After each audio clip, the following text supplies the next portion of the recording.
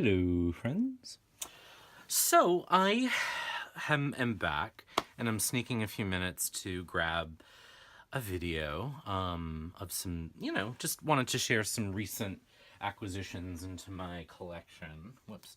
Because I feel like it was worth sharing and chatting about. And so I have a bunch, so I'm not going to do like full walkthroughs of anything. And in fact, most of these have full walkthroughs that you can find. And probably many of these have been seen, so I won't even spend too much time on them. But I have a couple curiosities. So, because this will probably end up being a fairly long video, I'm going to jump right in. So this first deck, I'm going to start with the one that probably most people who are watching this won't even care about. But I got this, it's not a print deck, but I got it for like $3 used. And, it was always a deck that I thought was really beautiful, and I just never wanted to spend the amount of money on it. But I actually happen to be a baseball fan, in addition to being many other things. It started, of course, because I was a fan of baseball players, and but then I actually learned that I liked the game too. So this is an old deck. It's out of print. It comes in this really sort of interesting box, where the book has like there's a flap where the book sort of hooks in, and then there are the cards in this sort of pocket that doesn't, you sort of have to wrestle to get the cards out. But it's the art is always, I always thought was really beautiful. I remember seeing this 100 years ago when I started reading, and thinking, oh wow, I can kind of see that. The backs are ugly, but the art itself is really nice. The major arcana completely re-envisioned, and looking at it, it's like some of them make a lot of sense, like the rookie is the fool. Some of them are kind of less of a connection. So the coach is 2, so that would be the high priestess. The all-star is the magician. So like the natural is the empress. So there is women in this deck, by the way, but not all of the cards sort of have like a clear line drawn between what tarot does and what this deck does, or what baseball is. So the legend is the emperor. The manager is the hierophant, which is like a good draw. The lovers is the team, which I think is really smart. 8, which would be strength, is control in this deck. Power. I'm sorry. No, that's not. That's the chariot, right? That would be 7. Yes. So power is strength. Reflection is the hermit. The breaks, good times and bum times, is the wheel. Sorry. So and then let me just try to do this gently. The minors are all renamed as well. So we get the world as the World Series. That's a pretty good line drawn. So there's bats, mitts. Am I even in front? Yeah, mitts, bases, and balls. The only thing I would say where this deck really kind of is not a success, despite the sort of rough lines drawn between the trumps and the actual tarot trumps, is that the court cards, they couldn't sort of seem to find, or I mean, I can draw lines sort of easily enough, but the court cards is the MVP and the coach for each, but then for page and knight, there isn't an equivalent, so you've got just 11 and 12. So there's a big chunky book. This does come out, I just don't feel like wrestling with it, but it actually goes through a fair amount on each card, and so I haven't really had a chance to sort of use this yet, and I probably won't use it all that much. It was really just kind of a thing where it was like, oh, I kind of wanted that deck. Oh, it's $3, sure. you know, but artistically it's really lovely and it's in good condition. So that's sort of the anomaly in this bunch. What do we do next? Let's do the one that I just got today. So this has been sitting in my mailbox while I was away. And again, this is not, you know, probably something people haven't seen. I know many of you have this. This is Mildred Payne's Secret Pocket Oracle. This was kind of an impulse buy because I was digging the marketing. So this has been in my mailbox for a little while. Whoops, see, I'm already messing it up. I want to shuffle it. I just want to shuffle it and lay it out. I can't remember who did the puzzle. So all the backs of these cards are like you know what I didn't do?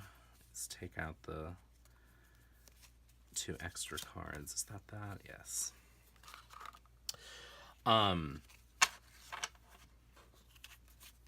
So again, lots of walkthroughs. What I really want to do is kind of shuffle it and lay it out right now.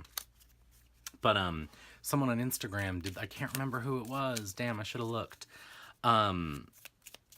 Did the all of the backs of these sort of make a puzzle. So, but I thought use that as our middle card. I thought, you know, like how fun to sort of market this the way they did. You got to give them credit for being clever, and I'm a fan of clever.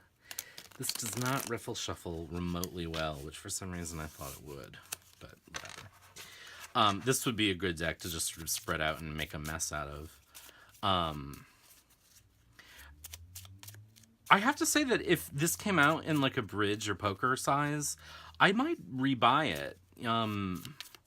Because, you know, it looked like just sort of a cool novelty to use for like Halloween posts on Instagram, but I think that it's actually kind of like a good deck from the walkthroughs I've seen of it. And I don't actually use the Deviant Moon. I don't have the Deviant Moon Tarot, but I do have Trionfi della Luna, which I really like. And I used that a lot during March of the Pips. And I don't super know what it was that kind of made me love that deck, but there was like a cleverness to it that I really loved. So let me just lay out a little reading and see how it feels. I wouldn't normally read it out this way. I usually do 1, 2, 3, 4, 5, 6, 7, 8, 9.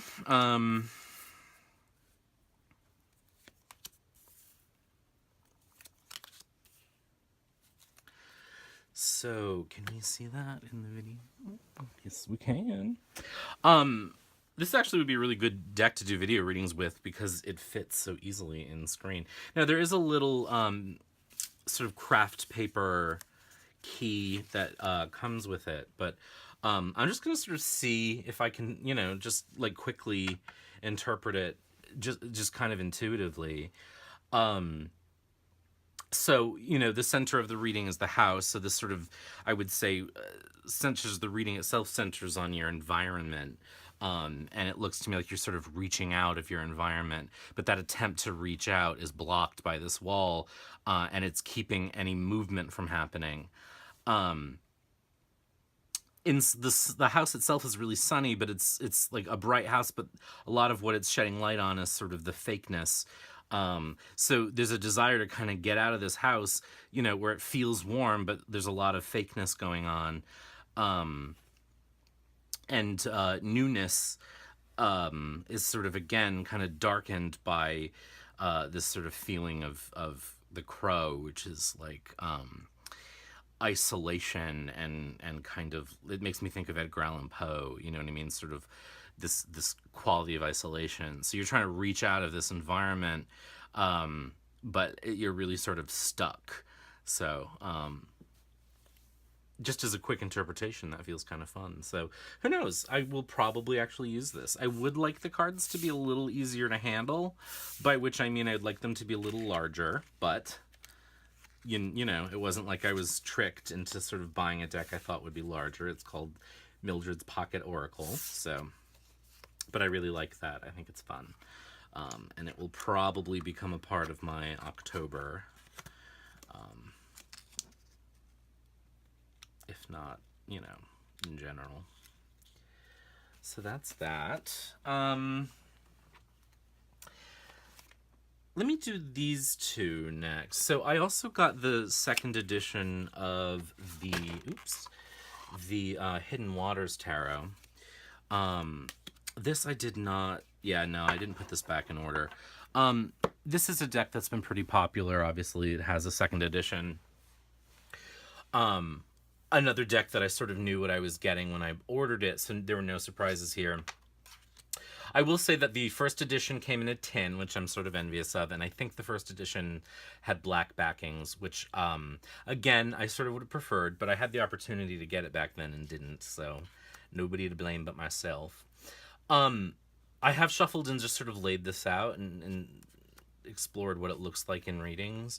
I haven't done any readings with it yet, but I think, you know, it's just such a smart idea, because what she's done, you know, with the images on the cards is kind of what reading tarot is, you know, to look at patterns. You know, I talked about this in my videos on intuition, right? That what we're doing when we're reading is we're allowing our brain to recognize patterns. And I'm talking about that a little bit, a lot bit really, in this book that I'm working on. So, while I haven't had a whole lot of time to use this, I did put reversals into it when I shuffled. I talked about this in another video. I called it using reversals in Marseille.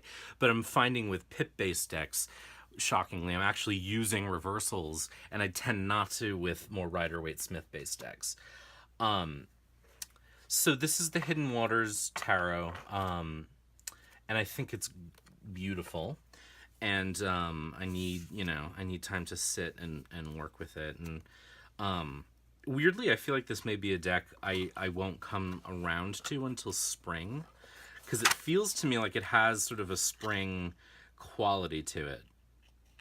I don't know why. I don't associate decks with seasons that much, but I do have a couple that make me think of seasons. This one fell. I did not reorder this one either.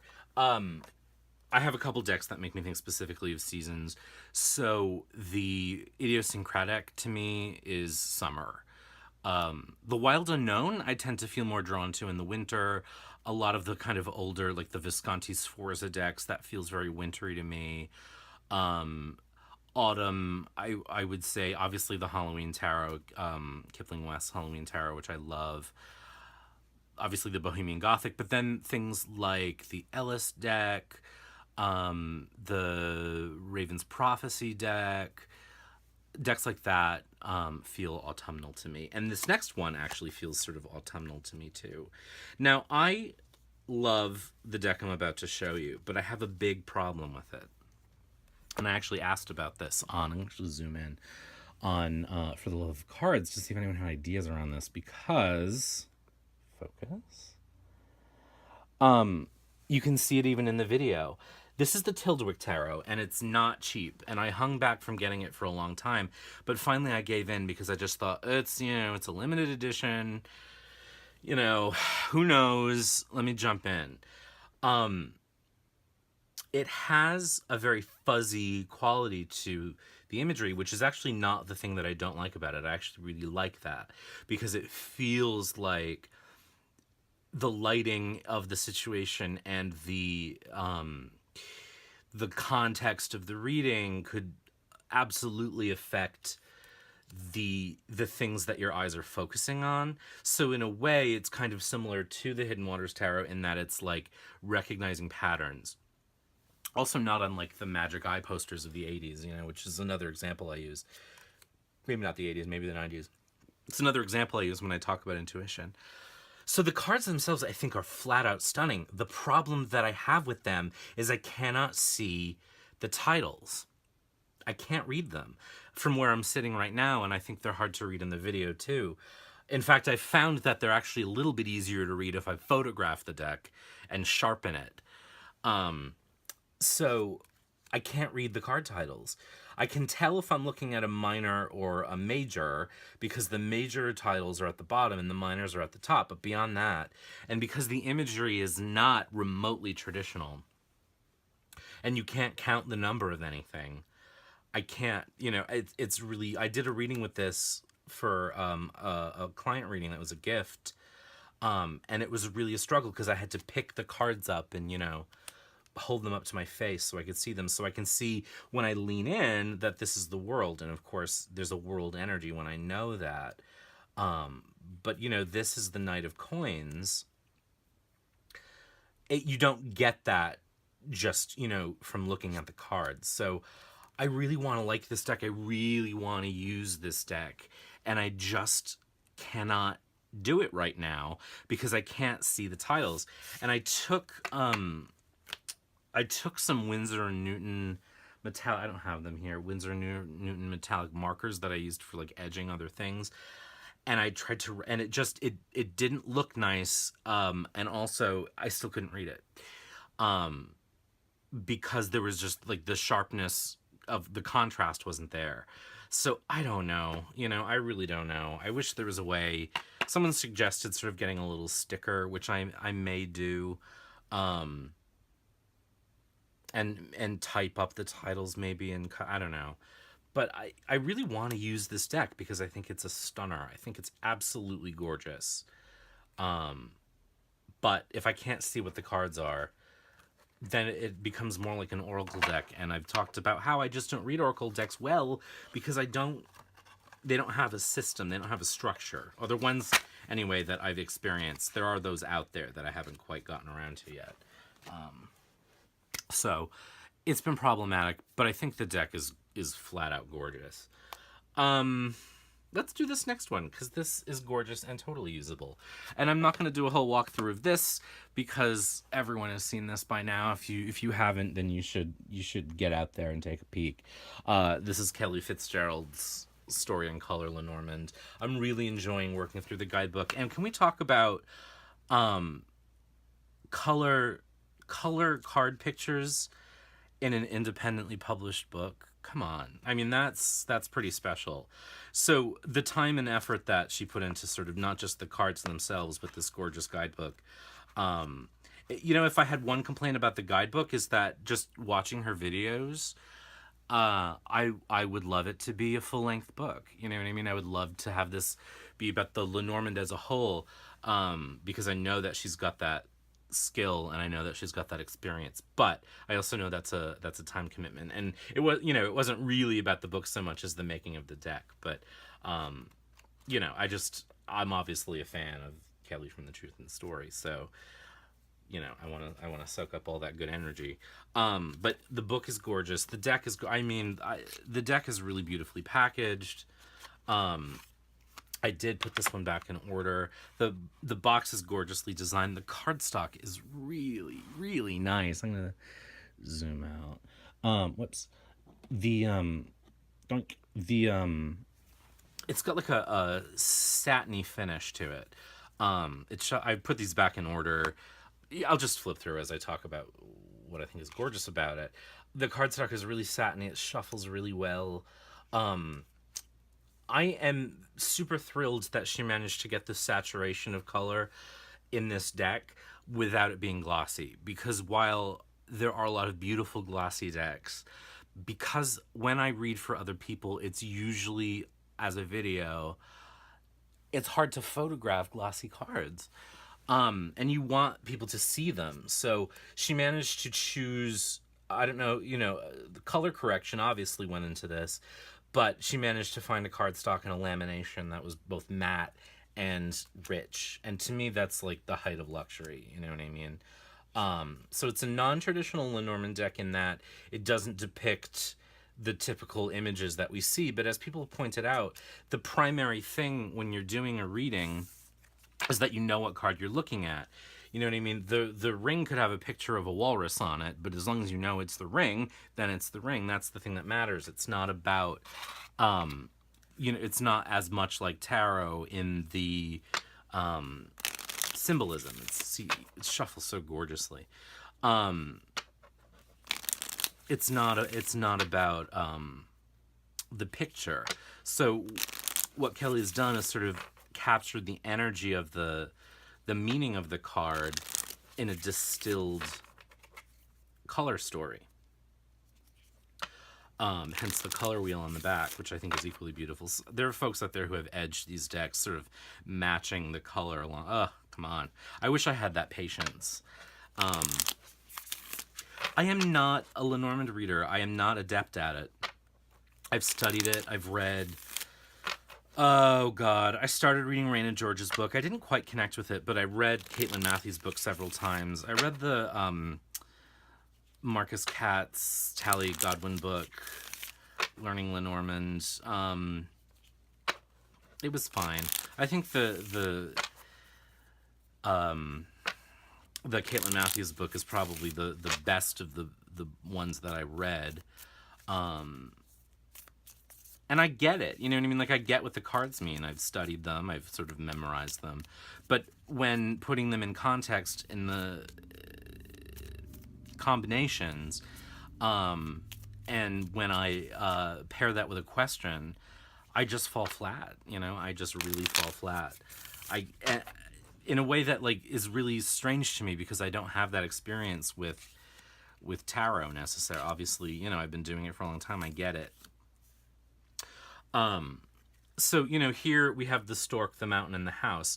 And, like, intellectually, I get that this reading sort of suggests that migration is blocked to a new house or to a new location. Or maybe migration is blocked because of a house or location. You know what I mean? Something you're connected to. Stork, mountain. So I know that mountain is blocking. I know that stork is motion and migration. I know that house is home and hearth and sort of the things we care about and the people we love.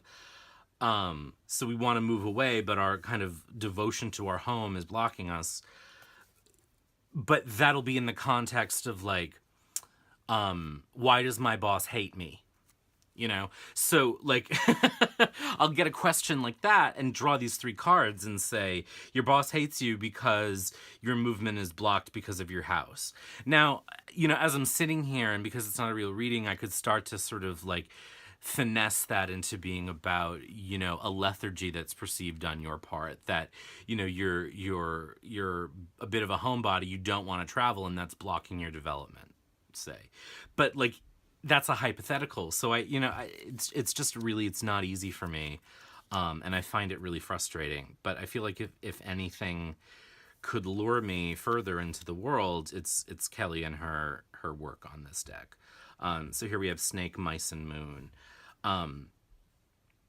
So, you know, I know that sort of Moon is about fame, it's about reputation, it's about what people think of you.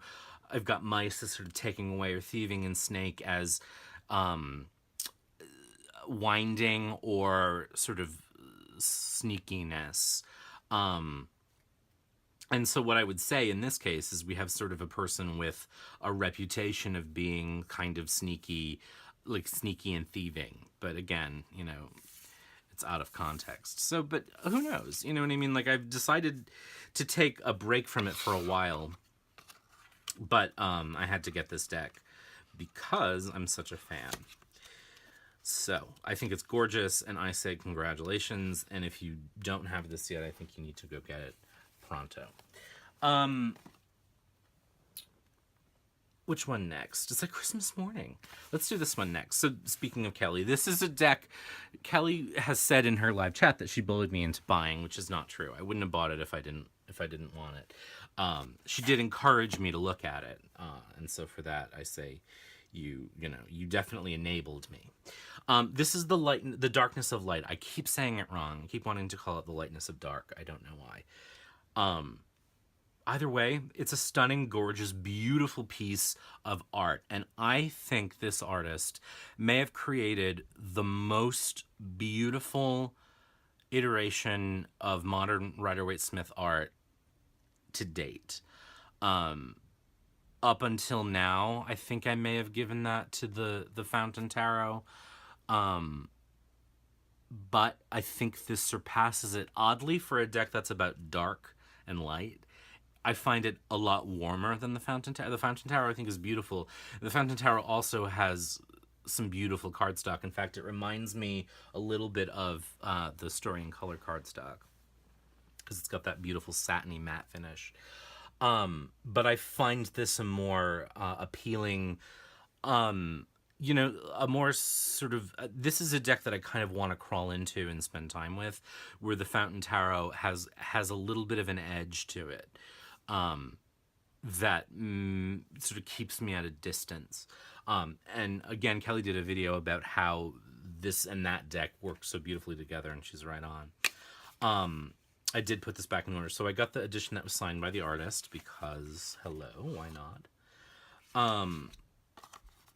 The box is really sturdy. For a tuck box, I mean, there's like a definite thickness to it. In fact, it comes with instructions on how to open it if you haven't yet seen that.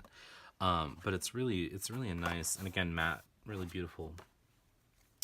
The cardstock I actually really like. I know with dark cardstock like this, you're gonna get some chipping, but honestly, I feel like you just sort of touch it up with a Sharpie. Focus again. And you're fine.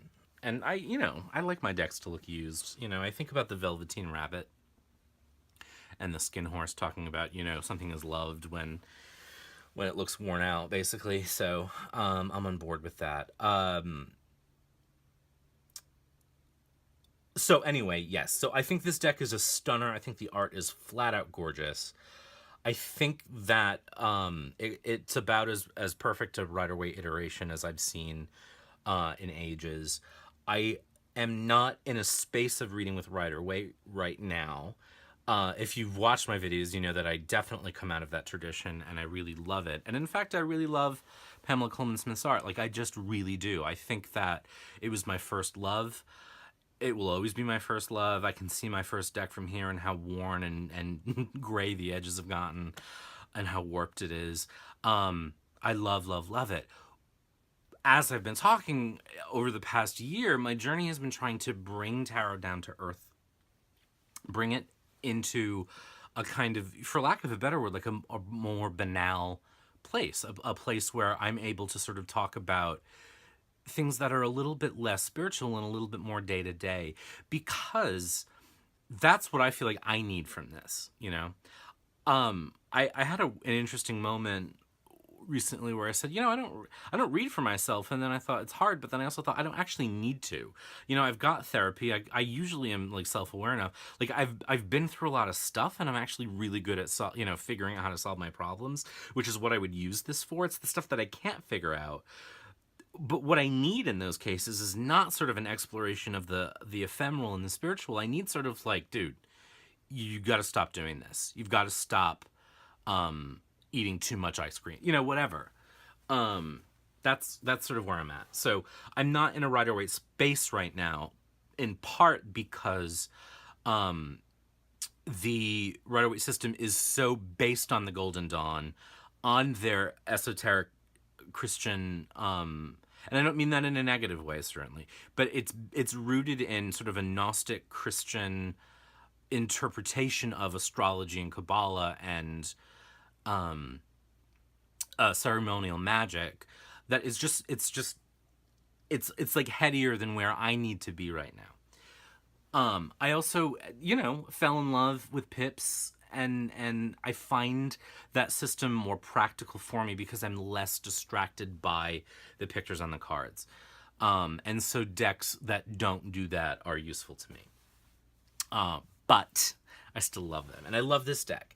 So I've rambled on. I love this Magician. I think he's super hot, so added bonus. I love the Majors almost entirely. I think they're gorgeous. There's a couple I really dislike. I love this Emperor. Excuse me. I love that he sort of looks like a real life playing card. Sort of the structure of his face sort of looks like a woodcut and I just think that's gorgeous. This Pope is really kind of amazing to me, so I really like that. This is one of the cards that I'm just gonna be blunt. I hate it. I just don't like it. It's not what the Lover's card is to me. The art itself, I think, is gorgeous again, but in terms of the Lover's card, this was like a. I shouldn't say it that way, but it reminds me of a romance novel, and that's not to me the Lovers. So, love this chariot. This strength is gorgeous. The Hermit, walking away from us, I'm okay with, but because the Hermit is probably my favorite Major Arcana card, I just sort of don't like him walking away, but it's fine. I like this Wheel of Fortune. I've mentioned this before. I'm not a fan of Wheels of Fortune. Justice is great. The Hanged Man is good. The Death card is another one I don't like because I feel like this artist is kind of better than than this.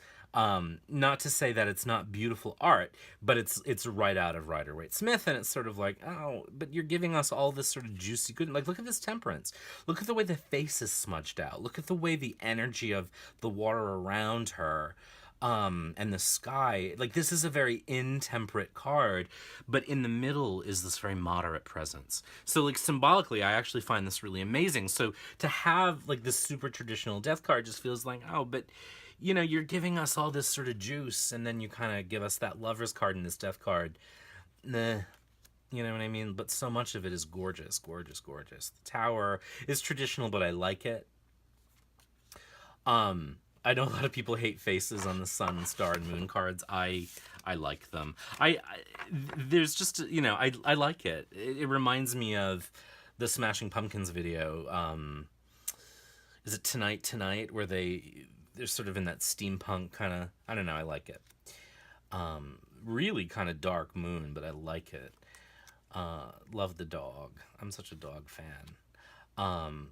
Justice is another one of those where I'm sort of like, I feel like this artist could have given us something like, yes, love the world. I'm not going to do a whole flip through. There are flip throughs of this. I'll say this. Where the pips are most successful to me are the places where they depart from Rider-Waite-Smith, because of the smartness of it. For example, this Four of Wands. Just a cool, different take on it. And the Five of Wands as well.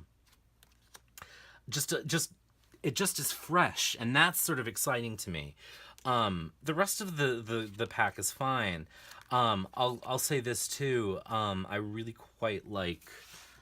Let me find it.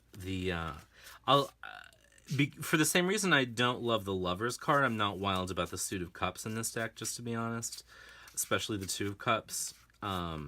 Really don't like it. The Cups suit itself is very much right out of Rider-Waite-Smith. The most successful one, I think, that's really interesting to me is the Three of Blades, the Three of Swords, because it's such a different take on that. I'm sort of like finished with the Solabusca Three of Swords look, you know what I mean? Because I don't see the Three of Swords the Suit of Swords has nothing to do with the heart. It has everything to do with the mind. And so you may be thinking about loss or heartache, but the Suit of Swords is about what we think and what we say. And so the card drives me nuts. So this is much more like being trapped in your thoughts, you know, being isolated by your thoughts. Although, again, that's not what the Three of Swords represents to me. To me, it has more to do with the Suit of Swords. That's another thing, I guess, in sort of my own journey. The reason I've kind of left the Waite-Smith deck behind a little bit is because of the... I'm trying to find the word to say this because, again, I don't want anyone who loves that system to be upset by it. I think it's brilliant. I think Waite and Smith gave us tarot. You know what I mean? Court de Gébelin and Etea and all those guys that came before Waite and Smith, they built a lovely foundation. But Waite and Smith gave us the tarot that we have today. There's no question. I firmly believe that if they hadn't done what they did, the modern tarot community that we have would not exist. It would be nascent like the Lenormand community is now. That's sort of been cropping up in the past few years. But I think that because they created such a accessible, commercial, honestly, in a good way, deck, I think that it ignited something that people couldn't let go of. And I think that if we hadn't had them, if we had just had the Italian and French style decks, well, we wouldn't have the relationship we have to it now. We certainly wouldn't. I think someone would have done it eventually, you know what I mean? But I just don't think that. I think they were in the right place at the right time, and they had the right mix. So, no shade to that system. It's just, again, where I'm at is different. Now, speaking of Atea, I bought this other deck recently, very, very recently. It's called Dame Fortune's Wheel Tarot. And I got it on an impulse, and I got it because I think it was Tarot in the City on Instagram had been using these cards, and I thought, ooh, that's a really bright, shiny Marseille-style deck. But actually, it's not really Marseille style. It's got kind of a more Rider-Waite-Smith style, but it's not. I'm trying to find. This is based on Atea's meanings, from what I can gather. So that the minors are very different from Marseille and Rider-Waite-Smith in their way. So I have trimmed these, and I don't know if you can see, but there's sort of like a border, like a secondary border, which got cut off when I rounded the corner. So I may actually try to gently trim out that and just sort of trim it along the white border. Also because the back looks, I mean, the backs are cute, you know what I mean? But like the white on the edge just looks a little messy. But I don't know, you know, this is an interesting historical deck because I don't know a whole lot about Atea, but as I'm working on this thing that I'm working on, this book, it's interesting to kind of go back and explore that stuff. So I'm not going to bother with the majors in this case because they are pretty traditional Marseille. The minors are very, very different. And I haven't actually shuffled this deck. I haven't used it, so I've only trimmed it. So this is the order it came in. So the interaction of the characters on the cards and the suits is very different from Rider-Waite-Smith. There's that Rider-Waite-Smith element of there being people interacting, but it's not so here we have the Two of Coins. Doesn't remotely look like what we think of when we see the Rider-Waite-Smith Two of Coins. It doesn't remotely think of or look like what I think of when I think about the numerological associations that I've learned and developed in my own practice. So it's interesting. So here's the 3, 4, 5, 6. So you can see that they're very, very different. The art I really like. This will be an interesting study deck. I don't know how much I'm going to use it because it seems to involve learning a whole other system. Let me jump to another deck, another suit rather. So here Cups. So that's the 6 of Cups. And I'm not super in a place right now where I have the time to learn a whole other system. But it's a cool deck. And the art I really like. And, I think there's a book that I found on Amazon that actually goes with this. It doesn't come with the deck, but I may get it and just sort of explore it. There's a 3 of Swords that actually reminds me of the one we just looked at in the Darkness of Light. 4 of Swords here has a Rider-Waite-Smith feel to it. So the Suit of Swords does have a very Rider-Waite-Smith feel in some ways, but not in every way. So anyway, this is an interesting deck if you're sort of curious about other tarot traditions. I think this may be one worth looking at. So anyway, I have rambled on long enough, but I hope that this was, if nothing else, sort of fun and relaxing. So that's what I got for you this month, and I hope you're doing well, and I hope you have a good week.